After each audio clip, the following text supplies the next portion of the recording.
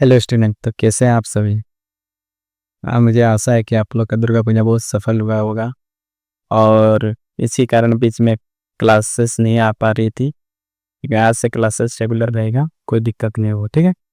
तो जैसे कि हम लोग पीछे में पार्ट 1 पार्ट 2 कर लिए थे, हिंदी पेपर जो भी है, और उसमें से हम लोग को पता है कि जो चल रहा था वो क्या चीज़ चल रहा था। मैं ज़रा सा एक्सप्लेन कर दूँ आप सभी को, उसके बाद हम लोग आगे बढ़ते हैं, ठीक है। तो जैसे हम लोग लेके चले थे खंड 1 में हम लोग के लेके चले थे 1 से 50 तक का क्वेश्चन चल रहा था सेशन ऑब्जेक्टिव का, इसमें 1 नंबर का मिल रहा था, है ना। और उसमें से हम लोग 1 नंबर से 6 नंबर कर लिए थे पहला पार्ट, और फिर 7 से 12 तक कर लिए थे दूसरा पार्ट, हो गया था।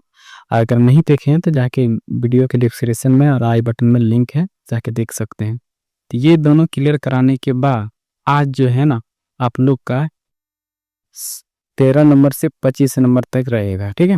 तो 13 से 25 नंबर तक में एग्जाम में क्या पूछा जाएगा, तो 13 नंबर से 25 नंबर तक में एग्जाम में आपका जो रहेगा वो चीज़ ध्यान से आप देखेंगे। तो यहाँ पे लिखा है गद्यांश पदांश, गद्यांश पदांश नहीं रहेगा, इस जगह पे रहेगा व्याकरण। क्या रहेगा? व्याकरण रहेगा, ठीक है, याद रखिएगा, इस जगह पे रहेगा आपका व्याकरण। समझ में आ गया? मतलब 13 नंबर से लेकर के 25 नंबर तक जो क्वेश्चन रहेगा एग्जाम में आपका मैट्रिक बोर्ड एग्जाम 2026 में होने वाला, तो उसमें जो एग्जाम में हिंदी में रहेगा तो 13 नंबर से 25 नंबर तक व्याकरण का क्वेश्चन रहेगा। तो व्याकरण का क्वेश्चन सर किस किस टॉपिक से पूछा जाएगा, कितना नंबर का पूछा जाएगा, क्या क्या पूछा जाएगा, हर एक चीज आपको अभी एक्सप्लेन करेंगे। आपको शुरू से लेकर के अंत तक वीडियो देखना है, जिसमें से हम 5 टॉप चैप्टर पढ़ाएंगे। इसमें व्याकरण का 5 चैप्टर पढ़ाएंगे, ठीक है। और यही 5 चैप्टर को अच्छा से पढ़ लेना, जिसमें से 13 नंबर से 25 नंबर तक पूरा का पूरा कवर हो जाएगा, कोई दिक्कत नहीं होगा, है ना। इसमें से लगभग आपका 13 क्वेश्चन है, इसमें से 13 से 25 नंबर तक में देख लीजिए काउंट करके 13 क्वेश्चन, तो 13 क्वेश्चन व्याकरण से पूछा जाएगा, है ना। जिसमें ये 5 चैप्टर पढ़ना है, व्याकरण का 5 चैप्टर। क्या है 5 चैप्टर आगे अभी बताएंगे, जरा ध्यान से देखिए आप, ठीक है। चलिए आप समझाते हैं जरा सा। तो देखिए जरा सा, ये जो 13 नंबर से 25 नंबर तक है ना, यहाँ से 13 से पहले क्या 20 तक, तो ये हम लोग पहले चैप्टर को पढ़ लेंगे 5 चैप्टर को, तब ये प्रैक्टिस करेंगे। देखिएगा सारा का सारा जो है ना बन जाएगा, कोई दिक्कत नहीं होगा, है ना। तो जरा सा हम लोग पहले देख लेते हैं। देखिए ये भी बन जाएगा, ये जो दिख रहा है आपको 25 नंबर तक, ये सब बन जाएगा। आप खुद बनाइएगा, हम नहीं बनाए नहीं, ठीक है। आप खुद बना लीजिएगा, आपको रटने की जरूरत नहीं। आप पहले भी आपको बताए थे, एक भी चीज रटने नहीं देंगे, आपको खुद से प्रयास करना है, खुद से बनाना है, तो सीखना है। तो चलिए हम लोग को वही सीखना है। 5 चैप्टर जो है सर क्या क्या पढ़ना पड़ेगा और क्या क्या अच्छा से करना पड़ेगा, ठीक है। तो देखिए क्या क्या है, तो मैं आपको सबसे पहले बता दूं, यही है, क्रिया है, वाक्य है, अव्यय है, समास है और समानार्थी है। ये टोटल 5 चैप्टर है।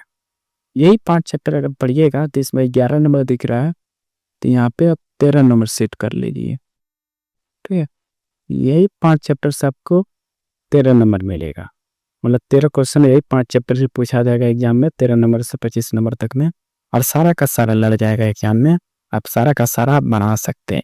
तो व्याकरण का question same to same exam में नहीं आएगा, लेकिन बनाने आपको आ रहा है, आप सीख गए बनाने, कोई दिक्कत नहीं होगा, सब कुछ कवर हो जाएगा। और इस चीज में हम लोग आगे बढ़ेंगे और व्याकरण को सीख जाएंगे बनाने, हम कैसे बनाया जाता है। तो जिसमें सिर्फ क्रिया है, सबसे पहले क्या है क्रिया। चलिए स्टार्ट करते पहला चैप्टर क्रिया, और इसको एक एक करके पार्ट को समझते हैं, कोई दिक्कत नहीं हो, ठीक है ना। तो इसमें देख रहे हैं, जिस शब्द से किसी कार्य का होना होना ना होना, है ना, अवस्था का पता चले, उसे क्रिया कहते हैं। तो सीधा सा बात है, कोई भी चीज रहे, है ना, मतलब कोई भी काम रहे, अगर वो काम हो रहा है या कोई कर रहा है, उसी को क्रिया कहते हैं। जैसे वर्षा हो रहा है, तो वर्षा यहाँ कोई कर नहीं रहा, बरसात क्या हो रहा है, हो रहा है, पानी पड़ रहा है खुद से, तो इसको मतलब काम होना। लेकिन अगर बोलेंगे वो पढ़ रहा है, तो पढ़ाना मतलब वहाँ काम कर रहा है, तो इसका हम लोग पढ़ाना क्या है, क्रिया। तो कोई भी शब्द जिससे हमको कार्य का होना या करने का पता चले, होने या करने का पता चले, उसी को क्या कहते हैं, क्रिया कहते हैं। कोई दिक्कत उदाहरण के लिए देख लिए, राम खाता है, तो खाता है तो काम क्या हो रहा है, खाने का काम हो रहा है, तो खाना क्या है, क्रिया। वह स्कूल जाता है तो जाना है, जाता है तो जाना, तो जाने का काम होगा, जाना क्या है, क्रिया। फूल खिला है तो खिलना, खिला में है मतलब खिलना, खिलना का जो काम है वो क्या है, क्रिया है। तो इसका मतलब ये है कि सर सब शब्द में हम एक चीज देख रहे हैं ना, और एक देख रहे हैं खिल, तो यही दोनों से पहचान हो रहा है। मतलब ना का प्रत्यय, इसको बोलते हैं प्रत्यय, याद रखिएगा, इसको बोलते हैं धातु। ठीक है, जरा सा मैं एक्सप्लेन कर दूं आपको। देखिए, इस पार्ट को बोलते हैं धातु और इस पार्ट को बोलते हैं प्रत्यय। ठीक है, ये ना जो है ना प्रत्यय है, चिन्ह है, और ये खिल जो दिख रहा है ये धातु है। तो धातु और प्रत्यय ये दोनों जब मिलता है तो दोनों मिल के क्या बनाया जाता है, क्रिया शब्द बन जाता है। ठीक है, अगर आपसे पूछा जाए क्रिया की पहचान किससे होता है तो बोलिएगा ना प्रत्यय से, ना प्रत्यय से। और क्रिया में कौन शब्द होते हैं, कौन सा शब्द है, तो बोलिएगा धातु का शब्द होता है और चिन्ह होता है, ना का प्रत्यय होता है। ये दोनों आपस में जब मिलते हैं तो क्या होता है, क्रिया बनता है। तो क्रिया की पहचान ना से होता है, उसके पहले वाला शब्द धातु। तो जैसे पढ़, तो देखिए पढ़, पढ़ क्या हो गया, धातु, और इसमें ना प्रत्यय जोड़ दिए ना, तो पढ़ना ये क्यों गया, क्रिया। कोई दिक्कत नहीं होना चाहिए मेरे ख्याल से यहाँ तक। ठीक है, चलिए आगे बढ़ते हैं, एक एक पार्ट को अच्छा से कवर करते हैं, कोई दिक्कत नहीं होगा। चलिए अब देखते हैं क्रिया के भेद। अब देखा हमको क्रिया का भेद। अब क्रिया के भेद भैया कुछ है नहीं, सबसे इजी है। देख लिए क्रिया का भेद में क्या क्या आएगा, तो सकर्मक क्रिया आएगा। सकर्मक क्रिया किसे कहते हैं, जिस क्रिया को पूरा अर्थ देने के लिए कर्म की आवश्यकता होती है। सीधा सा बात है, अगर सकर्मक क्रिया की पहचान करना है तो कर्म खोजना पड़ेगा। अगर कर्म पहचान लिए, जिस भी वाक्य में अगर कर्म मिल गया इसका मतलब क्या, क्रिया, सकर्मक क्रिया। जैसे आप समझिए, अच्छा से समझिएगा, समझ में आ जाएगा, उदाहरण के थ्रू समझिए। तो हम देखते हैं कर्म, कोई भी वाक्य रहेगा ना तो वहाँ क्रिया से क्वेश्चन करना, आपको क्रिया से क्या का क्वेश्चन करना है, क्या का क्वेश्चन करना, क्या का क्वेश्चन जैसे क्रिया से करिएगा, और उसमें से अगर क्या से अगर आपको कोई चीज मिल गया तो समझिए वहाँ कर्म है। और कर्म है तो इसका मतलब वो सकर्मक क्रिया वाला वाक्य है। कर्म नहीं है तो इसका मतलब वो अकर्मक क्रिया वाला वाक्य। सब समझ में आ गया है। जैसे मोहन पढ़ता है, तो मोहन पढ़ता है तो पढ़ना का मतलब काम हो रहा है, तो ये काम कुछ ना कुछ पढ़ता होगा। क्या पढ़ता है, क्वेश्चन की है, क्या पढ़ता है, कुछ ना कुछ तो पढ़ता होगा, किताब पढ़ता होगा, न्यूज पेपर पढ़ता होगा, कुछ ना कुछ तो पढ़ता होगा। तो इसका मतलब यहाँ हमको कर्म मिल गया, यहाँ कर्म हमको मिल गया। जब क्रिया से क्वेश्चन किए तो कर्म मिल गया, और कर्म मिलते ही इसका मतलब ये पूरा वाक्य क्या है, सकर्मक क्रिया है। सीता फल खाती है, तो खाती है, क्या खाती है, फल खाती है। देख लिए कर्म यहाँ दिया था, यहाँ कर्म नहीं दिया था, यहाँ कर्म दिया हुआ है। क्या खाती है, फल खाती है, मिल गया। तो सीधा सा बात है कि अगर क्रिया से क्या का क्वेश्चन करने पर कर्म मिल जाता है, चाहे वाक्य में कर्म रहे चाहे ना रहे, कोई दिक्कत नहीं उससे। लेकिन अगर कर्म मिल रहा है, कुछ ना कुछ क्रिया से कर्म मिल रहा है, इसका मतलब क्या है, वाक्य सकर्मक क्रिया वाला है। समझ में आया, कोई दिक्कत नहीं होना चाहिए आते हैं यहाँ। चलिए आगे बढ़ते हैं, अब आक्रामक क्रिया को समझते हैं अच्छा से। देखिए आक्रामक क्रिया क्या होता है, देखिए आक्रामक क्रिया क्या होता है, जिस क्रिया को पूरा अर्थ देने के लिए कर्म की आवश्यकता नहीं होगी। सीधा सा बात, कर्म नहीं होता, जिस वाक्य में कर्म नहीं होता उसी को बोलता है कर्मक क्रिया। तो कर्म मतलब क्रिया से क्या का क्वेश्चन करना है, क्रिया से क्या का क्वेश्चन करना है, क्या क्रिया से किसे क्या का क्वेश्चन कीजिएगा। अगर कोई चीज नहीं मिलता है क्या से क्वेश्चन करने से, तो इसका मतलब वहां वो मेरा आक्रामक क्रिया वाला वाक्य है। जैसे सूरज उगता है तो काम क्या हो रहा है, उगना, तो उगना से क्या का क्वेश्चन कीजिए, उगना से क्या का क्वेश्चन कीजिए, क्या उगता है, कुछ मिल रहा है, कुछ नहीं मिल रहा है। जैसे क्या पढ़ते हैं, तो किताब पढ़ते हैं, कुछ ना कुछ मिलता है। लेकिन यहाँ पे देखिए क्या होता है, तो कुछ पता चल रहा है, कुछ पता नहीं चल रहा है।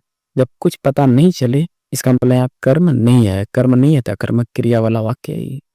जैसे बच्चा सोता है तो क्या सोता है, क्वेश्चन क्या से कीजिए, क्या सोता है, कुछ मिला नहीं मिला, क्या सोता है कुछ पता नहीं चल रहा है। जैसे खाता है तो कुछ ना कुछ खाता होगा, आम खाता होगा, हाँ? कुछ ना कुछ खाता होगा, तो उससे पता चल रहा होगा कर्म है।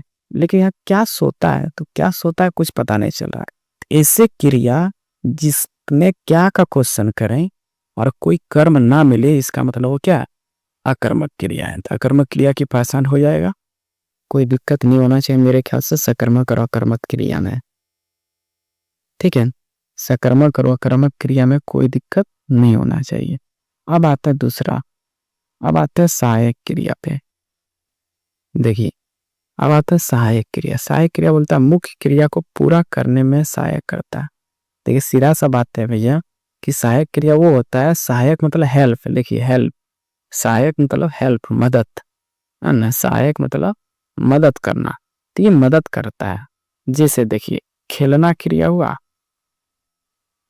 खेलना क्या हुआ, क्रिया हो गया। तो ये जो क्रिया है ना मुख्य क्रिया है, मेन क्रिया है ना, मुख्य मतलब मेन क्रिया है। ठीक है, खेलना जो है मुख्य मतलब मेन क्रिया है, ध्यान से देखिएगा। खेलना मतलब मुख्य मतलब मेन क्रिया है। अब इस क्रिया में आपको दिख रहा है, तो मदद वाला क्रिया वाला कैसे पहचानेंगे। मदद वाला क्रिया पहचानने का कारण ये है, खेलना तो मुख्य क्रिया हो गया, लेकिन जैसे इस टाइप करेगा, खेल खेल रहा है, तो ये जो खेल रहा है, खेलना जो है ये हो गया मुख्य क्रिया। लेकिन ये जो खेलना में जो रहा है, रही है, रहा था, रही थी, चुका था, चुकी थी, चुके थे, ये सब जो लगता है, ये इस मुख्य क्रिया में लगता है। मतलब मुख्य क्रिया को ये मदद करता है। मुख्य क्रिया को क्या करता है, मदद करता है। इसका मतलब ये जो रहा है, रही है, क्या है, यही है आपका सहायक क्रिया। रहा है, रही है जो दिख रहा ना, यही आपका सहायक क्रिया। आपको समझ में अब आ गया होगा कि जो रहा है, रही है, दिख रहा है, यही आपका सहायक क्रिया है।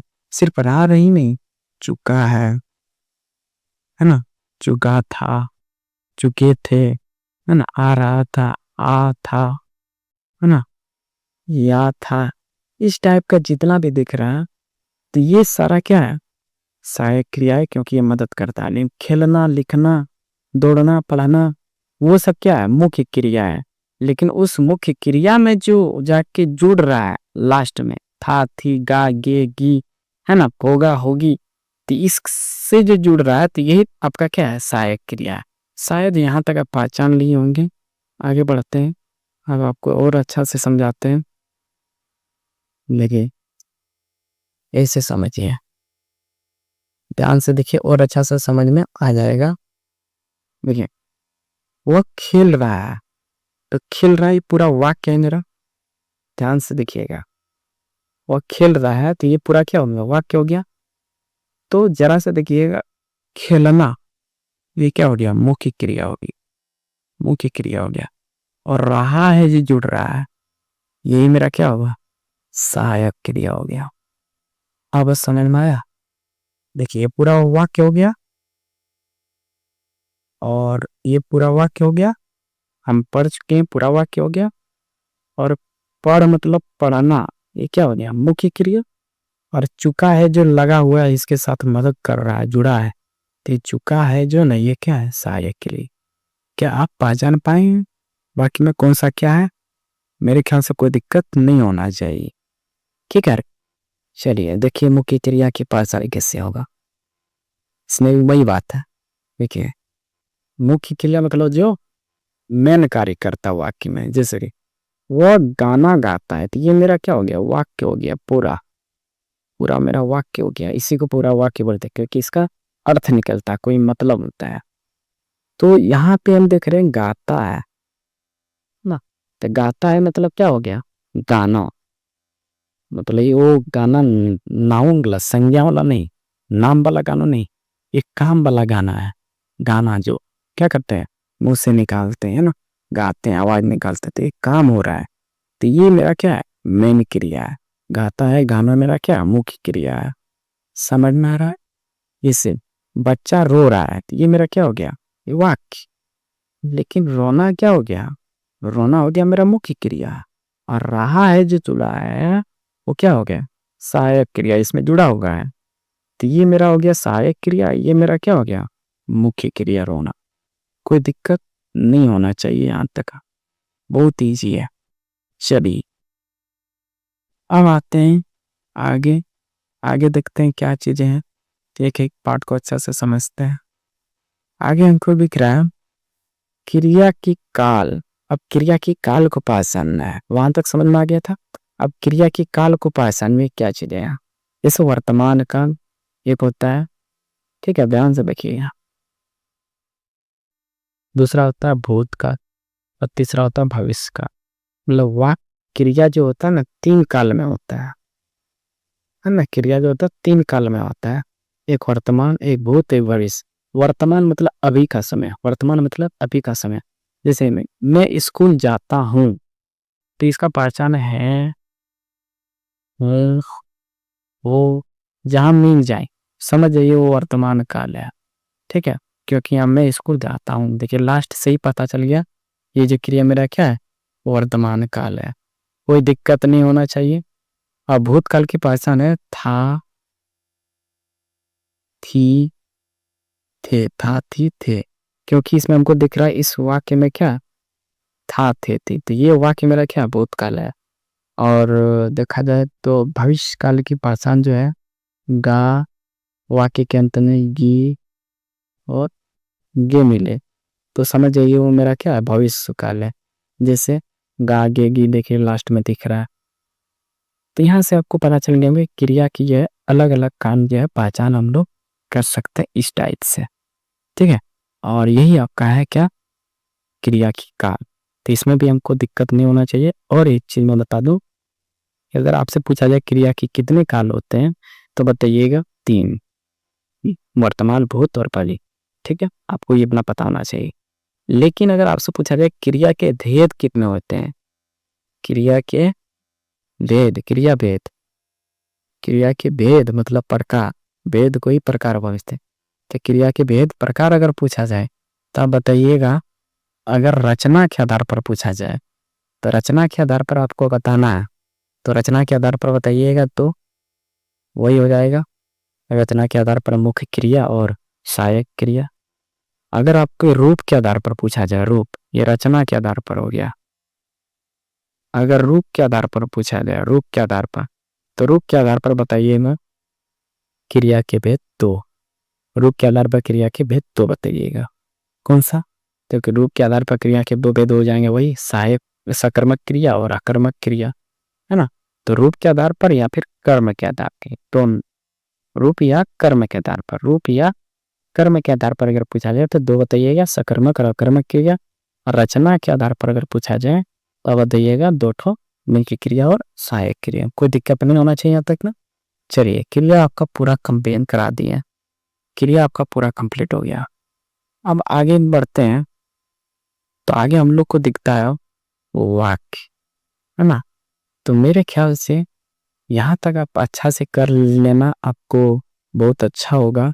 और अच्छी तरीके से अगर आप कर लेते हैं यहाँ तक, तो कोई दिक्कत किसी प्रकार का नहीं होना चाहिए।